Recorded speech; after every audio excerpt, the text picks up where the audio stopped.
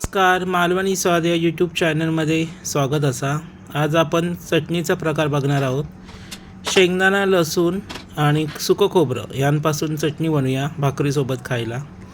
तर आता इथे मी गरम करत तवा ठेवलेला आणि त्याच्यामध्ये थोडं तेल टाकलं आणि हे शेंगदाणे आहेत ते वाटीभर भाजून घेऊया.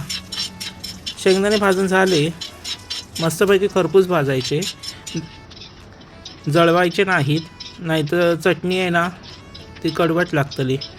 म्हणून वरचेवर असं तेलामध्ये फिरून घ्यायचे. हे बघा, आवाज येऊ लागलो की ते काढून घ्यायचे. नंतर लसूण सोललेली ती तेलात परतून घ्यायची. ती पण जास्त भाजूची नाही, वरचेवरच फिरूची आहे तेलात. ती बघा मस्तपैकी अशी फिरून घ्यायची तेलात. लसणीचं वासव मस्त सुटलं. आणि ही चटणी आहे ना भाकरीसोबत वगैरे मस्त लागतं. भाकरी चपातीसोबत खूपच छान चव येतं. म्हणून अशी करून ठेवायची. कधी भाजी वगैरे नसली तर खाऊक भेटतं. आता या सुक्या खोबरा तर असाच परतून घ्यायचा, तर जाळायचा नाही, नाही तर कडवट लागतली चटणी. अशीच वरच्यावर परतून घ्यायची आणि गॅस मात्र बारीक ठेवायचो. आता मी सगळा काढून घेत आहे, नाही तर जळात.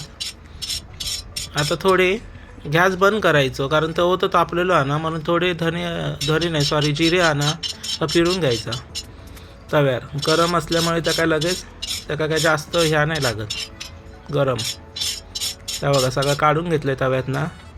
आता या जिन्नस सगळा असा थंड होऊ द्यायचा आणि नंतर सगळं जरा मिश्रण एकत्र करून तर मिक्सरच्या भांड्यामध्ये बारीक करून घ्यायची चटणी. या बघा, आता मिक्सरच्या भांड्यात काढूया आणि त्याच्यामध्ये आता आधी सगळे मसाले जातले, त्याशिवाय चव कशी आहे चटणी.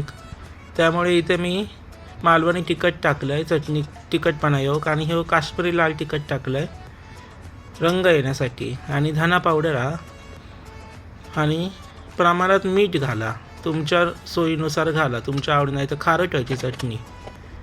हे बघा मिक्सीमध्ये आता लावून घेतो. आणि ह्या काय प्रोसिजर आहे माहिती आहे, तवं गरम करायचं, परत तेल टाकायचं आणि ही जी चटणी लावलेली आहे ना मिक्सरमध्ये ती परतून घ्यायची त्या तेलामध्ये.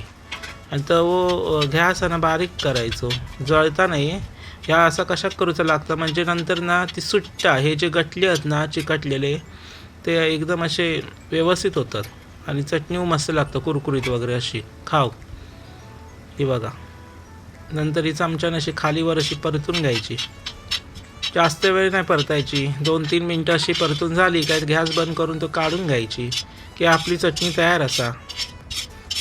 चॅनलला लाईक, सबस्क्राईब आणि चॅनल शेअर करा. प्लीज शेअर करा.